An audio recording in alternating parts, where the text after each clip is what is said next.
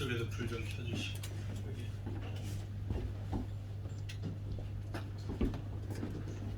여기 네덜란드 작가 반 에덴이라는 사람의 동화가 있습니다. 거기에 어린 요한의 버섯 이야기 그런 내용이 있어요. 어린 요한의 버섯 이야기다. 동화니까 간단한 이야기입니다. 아버지가 어린 아이를 데리고 산책을 나갑니다. 그리고 그런데 산책하는 길 섭에 버섯 군락이 이렇게 쭉 펼쳐져 있습니다. 그런데 아버지가 그 버섯 중에 하나를 지팡이로 가리키면서 등산용 스틱이겠죠. 얘야 이것은 독버섯이야 이렇게 알려줍니다. 그러자 독버섯이라고 지목된 버섯이 충격을 받고 쓰러진다는 말입니다. 충격을 받고 쓰러졌대요. 그러자 옆에 있던 친구 버섯들이 그 버섯을 위로합니다. 너는 괜찮아. 좋은 버섯이야. 우리하고 지금까지 좋은 우정을 나누었고 너는 참 착하고 친절했어. 그러니까 너는 괜찮아. 그런데 그 독버섯이라고 지목된 버섯에게는 위로가 되지 못합니다. 그 아버지가 정확히 자기를 지목해서 독버섯이라고 했다는 것이죠. 그러니까 그 옆에 있는 친구들이 버섯 친구들이 위로하고 해도 안 되니까 그건 사람들이 하는 말이야. 사람들이 하는 말이다. 이 우화 같은 이 동화 속에 오늘 말씀에 여러 가지가 내포됐다고 생각을 했습니다. 사람들이 그것은 독버섯이라고 규정짓는 것은 그래요. 사람의 말이고 인간의 논리죠. 결국 식탁의 논리일 뿐입니다. 우리가 먹으면 해로우니까 독버섯이야. 그렇게 말하는 거지만 여러분 버섯의 세계에서는 그것이 아니죠. 그는 버섯 가운데 친절했고 그리고 오히려 지혜가 있는 버섯인지도 모르죠. 그 사람들에게 함부로 먹히지도 않고. 근데 우리 인간은 우리의 논리로 먹을 수 없는 독을 품은 버섯이니까 독버섯이다 이렇게 판단해버린 거죠. 그러니까 이 동화를 읽으면서 우리가 다른 사람을 판단하고 또 규정하고 비난하는 그것은 나의 오만한 논리고 어떻게 보면 깊은 생각이 없는 무지의 논리에서 그렇다 하는 생각을 하게 되었습니다. 우리는 그저 우리의 잣대, 우리의 논리, 우리의 생각, 우리의 경험 가지고 다른 사람을 얼마나 잘 이렇게 판단합니까? 그리고 그것이 내 마음에 안 들면 비난을 하게 되는 거죠. 그런데 우리는 성경을 읽을 때마다 우리는 누구의 논리로 판단해야 됩니까? 우리는 잘 알죠. 주님의 논리로. 우리 주님의 논리와 주님의 판단 기준은 또 사랑이고 긍휼이죠. 그 사랑과 긍휼의 논리와 준거로 우리가 판단을 해야 되는 것이고 오히려 그것은 주님의 그 판단의 기준은 인내와 사랑 그런 것이 오히려 판단의 논리다 이렇게 우리가 생각해 볼 수가 있죠. 요즘 가정의 달이라고 해서 계속 가정에 관한 이야기를 하고 우리 여자 김재석 집사님께서 기도하실 때도 무슨 말이죠? 아무튼 가정에 관한 기도를 참 많이 잘해 주셨습니다. 교회와 가정 안에 의견 충돌이 많이 일어나죠. 서로 비판하게 됩니다. 비판은 비난으로 이어지고 결국은 갈등과 다툼이 일어나죠. 우리는 참 다른 사람을 내 기준으로 판단 잘하고 비난을 쏟아댑니다. 그러면 독버섯이라고 규정받는 그 상대방은 쓰러지는 거죠. 넘어갑니다. 그래서 오늘 말씀은 결국은 그 말씀에 있잖아요. 믿음이 연약한 자를 봤대 너희가 그 의견을 비판하지 말라. 우리가 생각할 때 저 사람 참 믿음도 없는 것 같아. 그런데 그 사람을 받고 의견을 비판하지 말라. 이렇게 주님은 분명히 또 한 번 우리에게 말씀하고 있습니다. 그래서 다른 사람의 다름과 다른 사람의 의견을 비판하거나 비난하지 말고 오히려 용납하고 나의 할 일이나 잘해라. 그런 주님의 말씀입니다. 우리가 아는 것처럼 아무리 비판하고 비난해도 상대방은 절대로 고칠 수가 없습니다. 여러분 해보셨죠? 몇십 년을 판단하고 비판하고 비난했는데 안 고쳐져요. 나도 안 고쳐지고 상대방도 안 고쳐지고. 그걸로 고쳐지는 게 아니라는 거죠. 다른 방법을 써야 되는데 그것은 용납이고 이해고 이렇게 그냥 억셉터라는 거예요. 받아들여라. 오늘 말씀에 그래서 쭉 보면 그런 설명이 다 있습니다. 교회 안에는 또 가정이나 교회 안에는 믿음이 강한 사람도 있고 또 상대적으로 약한 사람도 있다. 그래서 오늘 말씀의 2절부터 쭉 나오는 말씀은 어떤 사람은 믿음이 좋아서 모든 것을 먹을 수 있는데 어떤 사람은 가려서 먹을 수밖에 없고 채소만 먹는다. 여러분 우리가 아는 것처럼 그 당시 사회는 이제 시장에서 유통되는 모든 고기가 우상에게 일단 바쳐진 고기들이 대부분이라고 했습니다. 그러니까 이 이교도 문화 속에서 고기 짐승을 잡기 전에 우상들에게 제물처럼 바치고 그것을 잡고 시장에 유통하니까 그것을 먹을 수가 있겠는가? 이제 그 문제죠. 믿음이 좋다고 하는 사람들은 고기가 없어서 못 먹지. 우상이 어디 있다고 우상에게 바쳐진 고기를 못 먹는단 말이냐. 그것은 말도 안 된다. 감사함으로 먹으면 버릴 것이 없다. 그러면서 마음껏 고기를 먹습니다. 그런데 한편 그런 모습을 보면서 또 어떤 사람들은 하나님을 섬긴다고 하는 사람들이 그래도 우상에게 바쳤다가 나온 그 고기를 굳이 먹을 필요가 있느냐. 그 찝찝하고 꺼림칙하고 그런데 안 먹고 말지. 나는 채소나 먹을 거야. 이렇게 말하는 성도들도 있는 것이죠. 그럼 어떤 사람이 믿음이 강한 거예요 도대체? 우상에게 드리고 상관없다 나는 믿음이 있으니까 하고 먹는 사람이 믿음이 좋은 것인지 그래도 나는 더 깨끗하고 거룩한 마음으로 주님을 섬길 거야. 그러니까 조금이라도 좀 거룩하지 못한 그리고 꺼림칙한 이러한 고기나 음식은 먹지 않을 거야 하는 사람 믿음이 좋은 겁니까? 제가 보기에는 다 강한 믿음이라고 볼 수가 있어요 오히려. 그러나 문제는 상대방을 안 먹는 사람을 또는 먹는 사람을 비난하고 비판하는 그 사람이 연약한 사람이죠. 그러나 그렇게 먹든지 안 먹든지 그냥 내 믿음대로 그것을 실행하고 하나님을 위해서 한다고 하는 것을 이해하고 인정한다면 그 사람은 믿음이 강한 거죠. 그러니까 먹는지 안 먹는지가 중요한 게 아니라고 할 수 있죠. 현재도 마찬가지입니다. 먹는 문제들이 여전히 많이 있습니다. 뭐 술 한잔 하는 거 어떻습니까? 술잔을 기울이고 한국 기독교 문화 속에서는 뭐 이 술 한잔 하는 것조차 비난의 대상이 되죠.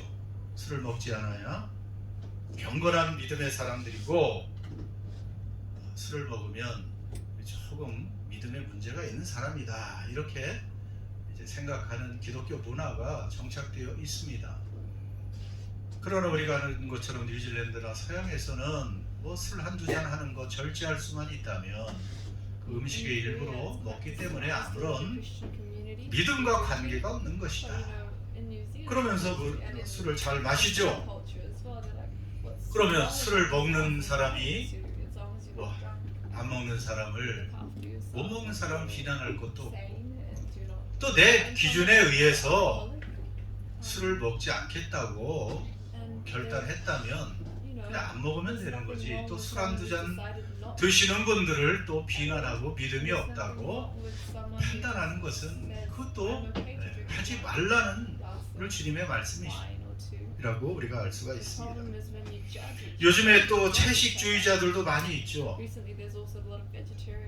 고기를 먹지 않습니다. 베지테리언, 비건 이라는 사람들은 고기, 생선, 유제품조차 입에 대지 않고 완전히 채소만 먹지요. 그런 사람들 행동 속에 사실 칭찬할 만한 것들이 많이 있어요. 물론 현대 사회에서 이 고기 소비가 굉장히 많이 있죠. 그래서 이 고기 소비를 공급을 충당하기 위해서 대규모로 가축을 사육합니다. 대규모로 가축을 사육하는데 그 가축 사육을 위해서 얼마나 많은 곡물이 들어가는지 몰라요. 예를 들어서 닭이나 오리 고기, 이런 고기, 닭이나 오리 1kg의 고기를 생산하기 위해서 곡물 2kg, 2배가 들어가고, 돼지고기 1kg을 생산하기 위해서 곡물 5kg가 들어가고, 쇠고기 1kg을 생산하기 위해서는 곡물 8kg가 들어간대요. 그러니까 쇠고기 1kg 먹기 위해서 곡물이 8kg가 들어간다는 거죠. 물론 뉴질랜드나 몇 나라는 예외지만 대부분의 나라가 이렇게 엄청난 곡물을 소비하는 것이죠.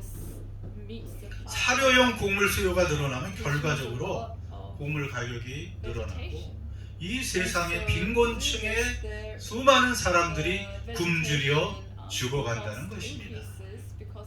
여러분, 그러니 차라리 고기를 줄이는 것이 좋지 않느냐. 거기다가 대규모 이 가축을 사육하다 보니까 동물 복지가 침해되고, 그리고 거기에 항생제, 성장 촉진제 이런 것들을 사용해서 또 우리 인체에 오히려 해를 끼치고, 또 동물성 사료 이런 걸 사용하면서 광우병도 발생하고, 아무튼 이런 온갖 환경 오염이라든지 오히려 또 인체에도 좋지 않은 여러 가지 문제를 야기하는 이런 상황에서 굳이 고기를 먹어야 되느냐? 여러분 어떻게 생각하겠어요? 이제 앞으로 채식주의자가 되면 좋지 않습니까?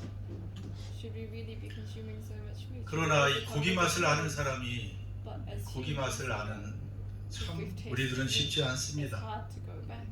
그러나 다만 절제해서 먹는다면 이것도 아무런 문제가 없고, 우리 주님께서 먹지 말라고 말씀하시지도 않았고, 감사함으로 먹으면 버릴 것이 없고 기도와 말씀으로 거룩해지느니라. 모든 음식은 그렇고, 우리가 그냥 너무 탐욕스럽게만 먹지 않는다면 하나님께서는 얼마든지 그런 것을 정죄하지 않을 것이고, 그러니까 이런저런 논리는 좋은데 고기를 먹든지 채식주의자가 되든지 문제는 다른 사람을 판단하거나 비판하지 말라는 것이에요. 나와 다르다고 해서 고기 먹는 사람들에게 환경 파괴론자고, 그리고 수많은 굶주려가는 사람들을 죽게 하는 원흉이다, 이렇게 비난하고 비판하면 안 되는 것이고, 또 채식주의자들에게 너무 우리의 생각으로 판단하면 안 된다는 것이죠. 서로 인정하는 자세가 필요하다는 거예요. 그러니까 오늘 말씀에 나와 다른 사람을 판단하지 말라, 비판하지 말라고 말씀하고 있어요. 근데 우리 성품은 참 비난하고 비판하고 판단하는 것을 우리도 모르게 좋아하고 있어요. 안 하는 것 같지만 다 판단하고 비판합니다. 안 그렇습니까? 그래서 결국 비난의 화살을 쏘아대고 다툼이 일어나고 판단하고 비판하는 것은 성경에 보니까 양과 염소의 비유가 많은데 그것은 염소의 기질이라고 말합니다. 그 염소의 기질을 가진 사람이 많아요. 우린 잘 알죠. 양 같은 사람은 좋은 사람이고 염소 같은 사람은 좀 문제가 있다. 여러분 양 같은 사람이에요? 염소 같은 사람이에요? 그런데 문제는 대부분의 사람은 자신은 양이고 타인은 염소 같은 사람이다. 90%가 그렇게 생각합니다. 자신은 양 같은데 상대방은 다 염소야. 이렇게 생각하는 사람들이 90%. 여러분 양 같은 사람이 어떤 사람입니까? 자신의 연약함을 인정하고 목자의 음성을 따라가는 사람입니다. 늘 무리지어서 목자의 인도에 잘 따라갑니다. 그 양 같은 사람이죠. 그런데 염소는요 그런 특징이 있다 그래요. 목자의 뒤를 졸졸 따라다니는 양과 달리 염소는 목자 앞에서 다니는 것을 좋아한대요. 그 먹고 싶은 풀이 있으면 목자가 뒤에 있든지 말든지 앞으로 먼저 나가서 목자 도움 없이 제 멋대로 가서 풀을 쫓는다 그래요. 그러기 때문에 이 목자들이 이 염소를 관리하는 것에 굉장히 애를 먹는다는 말이 있죠. 그리고 광야에 수많은 뼈들을 발견하게 되는데 거기에 양의 뼈보다 염소의 뼈가 훨씬 많다는 것입니다. 왜냐하면 목자의 그 통제를 벗어나서 자기 마음대로 혼자 먹이를 찾아가다가 그 광야에 많은 절벽이나 맹수 여기 이런 것들을 만나서 죽임을 당하는 거죠. 비명 행사하는 것입니다. 그래서 거기에 염소의 뼈들이 광야에 압도적으로 양의 뼈보다 많다는 것은 그런 특성을 설명해 주는 것이죠. 염소의 기질을 잘 들이받고 화합이 안 되고 독불장군식이고 내 생각만 다 옳고 나와 다르면 틀린 것이고 이런 것이 염소 기질이죠. 그런 사람들은 우리가 아는 것처럼 마태복음 25장 31, 34절에 이런 말씀이 있습니다. 같이 읽겠습니다.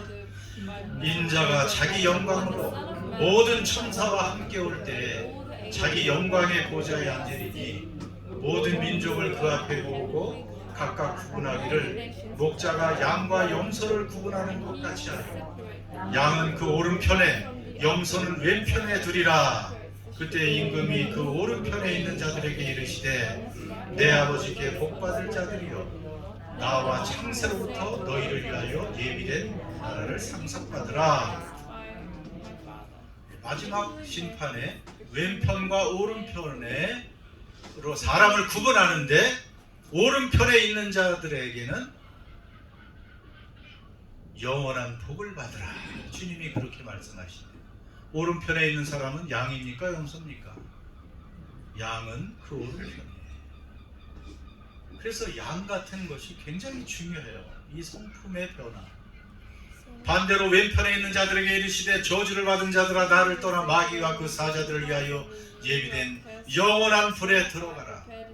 이 마지막 심판 때 양 같은 사람을 양들을 주님은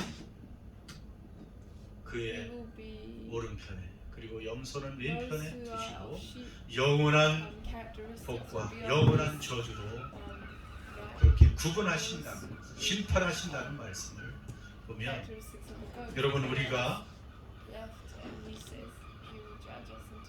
우리의 기질이 어찌 보면 이렇게 다른 사람을 들이받고 독불장군식으로 판단하고 비난하고 나만 옳다고 생각하는 그러한 염소 같은 성품에서 겸손한 양 같은 성품으로 변화돼야 그것이 어찌 보면 주님 앞에 영원한 복으로 들어가는 오른편의 사람들이 되는 것이라고 우리는 말할 수가 있죠.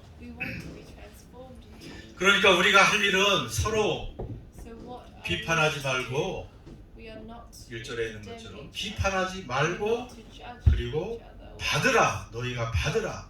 이 똑같은 말씀을 로마서 그 다음 장 15장 7절에서도 말씀하십니다. 같이 읽습니다. 그러므로 그리스도께서 우리를 받아 하나님께 영광을 돌리신과 같이 너희도 서로 받으라. 너희도 서로 받으라 이렇게. 그런데 너희도 서로 받으라고 했는데 어떤 식으로? 그리스도 예수께서 우리를 받으신 것처럼 그 말이에요. 그리스도 예수가 우리를 받으신 것처럼 우리도 서로 받으라. 똑같잖아요. 이거 사랑으로 사랑의 계명과 똑같죠.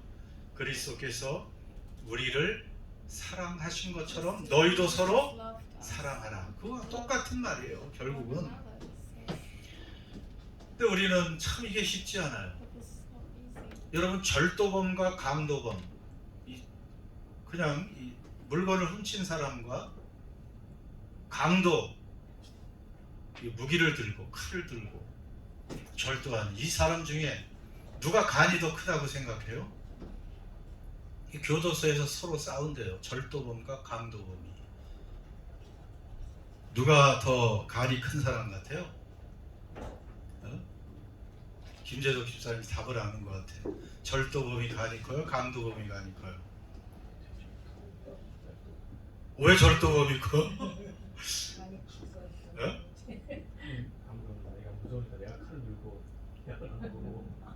내가 무서우니까 칼을 들고 가서 예.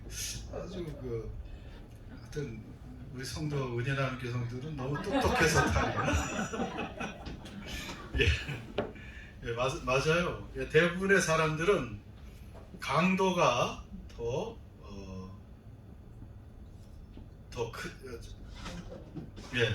강도범이 간이 크다 이렇게 말하는데 절도범이 강도범에게 말하는데 얼마나 간이 크면 칼로 이를 보느냐. 그러면 강도범은 절도범에게 사람들이 혼자 조용히 사람들이 자고 있는데 조용히 일을 보는 놈들이 간이 더 큰 게 아니냐.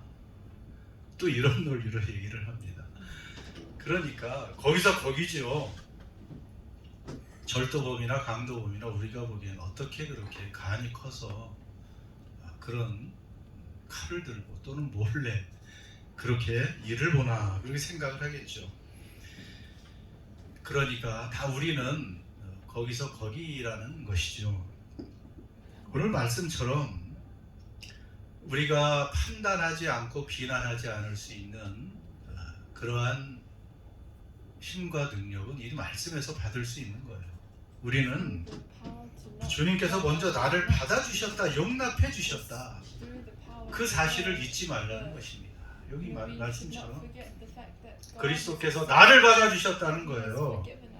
나만큼 비판자라고 판단자라는 사람이 세상에 어디에 있습니까? 구원받은 사람은 내가 죄인의 괴수라고 인정할 수 있는 사람이라 그랬잖아요. 아니 내 죄가 얼마나 컸으면 나를 구원하기 위해서 하나님의 아들이 대신 그렇게 모진 고난을 받고 죽임을 당하셔야 한다는 말입니까? 그만큼 내 죄가 크고 나는 큰 죄인의 괴수라면 그것을 인정하는 것이 그리스도인인데 상대방을 그렇게 함부로 우리가 비판하고 판단할 수 없다는 것입니다. 그러니까 우리가 할 일은 서로 불쌍히 여기고 서로 용서하고 서로 품고 용납하고 사랑하는 것이 우리가 할 일이지 다른 사람을 판단하고 비난하고 정죄하는 것은 우리의 할 일이 아니라는 것입니다. 그리고 생각하세요. 타인이 다른 사람이 내게 잘못하는 것 그것은 그럴 수 있다는 것입니다. 놀랄 필요가 없어요. 다른 사람이 어떤 죄를 지었다는 것을 우리가 발견한다고 해도 놀랄 것이 하나도 없어요. 왜냐하면 다 죽을 죄인이기 때문에 그래요. 여러분, 내 죄가 크다는 것을 아는 사람은 내가 하나님 앞에서, 거룩한 하나님 앞에서 설 수도 없는, 벌레만도 못한 죄인이라는 것을 깨달은 사람은 다른 사람이 어떤 죄를 졌다고 해서 그것 때문에 놀라거나 충격을 받을 필요가 없어요. 생각해보면 그렇잖아요. 과거에는 좀 설익은 사람들은 뭐 누가 조금 어떤 죄를 졌다 그러면 그걸 가지고 그냥 놀라고 호들갑을 떨고 뭐 쇼크를 받았다 그러고 난리인데, 생각해보면 자신도 하나님 앞에서 다 똑같은 죄인이에요. 다만 문제는 그 상대방이 죄를 짓고 회개했느냐 안 했느냐가 중요한 거죠. 회개하고 여러분 앞에서 나는 이런 죄를 지었습니다 하고 누군가 고백을 한다면 그 사람을 받아들여야 돼요. 그 사람을 받아들여야 되죠. 그럼 고백할 수 있는 그 용기와 또 회개하는 마음이 있으니까 주님은 다 받아들입니다. 그런 사람. 그 나도 똑같은 죄인이라고 생각하고 그렇게 고백하는 사람을 불쌍히 여기고 긍휼히 여겨야 되죠. 그런데 만약에 누군가 우리에게 말하기를, 여러분에게 누군가 와서 어떤 집사, 어떤 장로, 어떤 사람, 어떤 성도가 아주 나쁘고 악한 죄인이에요, 여러분 이렇게 말한다면, 누군가를 그렇게 비난하고 고발한다면 생각해 보세요. 그 사람 자체가 큰 문제가 있는 사람이죠. 믿음의 미음자도 모르는 사람이에요. 다른 사람을 타인에게 고발하는 것은, 그것은 정말로 십자가의 의미도 모르는 사람이고 자신이 누군지도 모르는 사람이고 하나님의 은혜도 모르고 사랑도 모르는 사람이에요. 그러니까 타인을 그렇게 정죄하고 비난하고 판단하는 것이죠. 우리는 절대로 이런 죄악을 범하면 안 됩니다. 우리가 할 일은 그저 용서하고 불쌍히 여기고 기도하는 것이죠.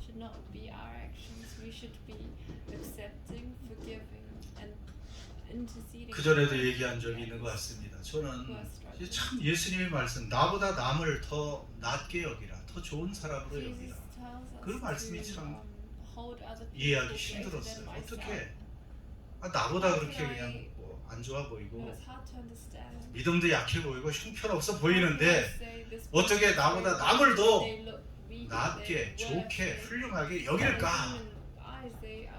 빌립보서 2장에 나오잖아요. 그 비결이 뭡니까? 예수님의 마음을 품는 거라 그랬어요. 예수님은 가장 고상하고 거룩한 분 아닙니까? 그런데 낮추고 낮춰서 죄인이 되셨고 죄인 중에서도 죄인으로 십자가의 사형수가 되어서 돌아가신 분 아닙니까? 그러니까 가장 낮은 모습으로, 가장 나는 형편없는 종이다 생각하니까 다른 사람을 나보다 낮게 볼 수 있는 그러한 힘을 받는 거예요. 주님의 마음을 품는 것입니다. 긍휼히 여기는 마음, 불쌍히 여기는 마음.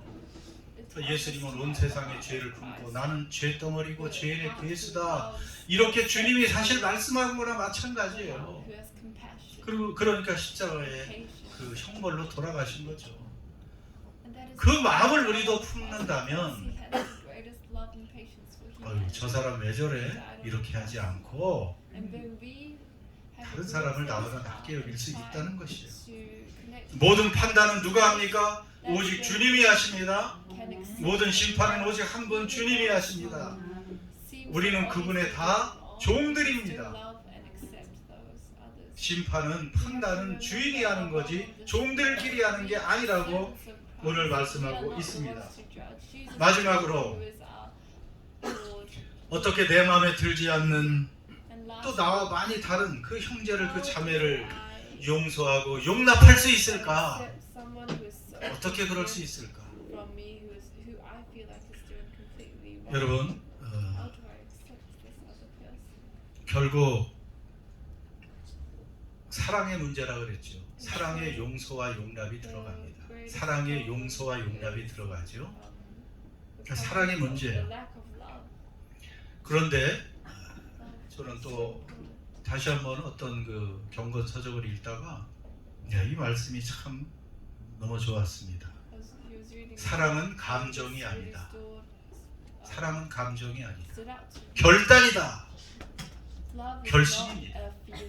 사랑은 그냥 마음에 사랑해야지. 사랑할 마음이 막 차고 용서할 마음이 꽉 차야, 용납할 마음이 찰 때 그때 하는 것은 누군 못하겠어요. 사랑은 이런 감정이 아니고 뭐라고요? 결단이다.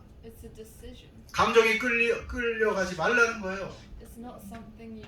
사랑의 감정이 차오를 때까지 기다렸다가는 아무도 사랑할 수가 없어요. 평생 사랑할 수가 없습니다. 중요한 것은 뭐예요? 주님께서 우리에게 어떻게 하라고? 서로 사랑하라, 서로 용납하라, 이렇게 명령하셨잖아요. 명령하시면 우리는 어떻게 해야 되는 거예요?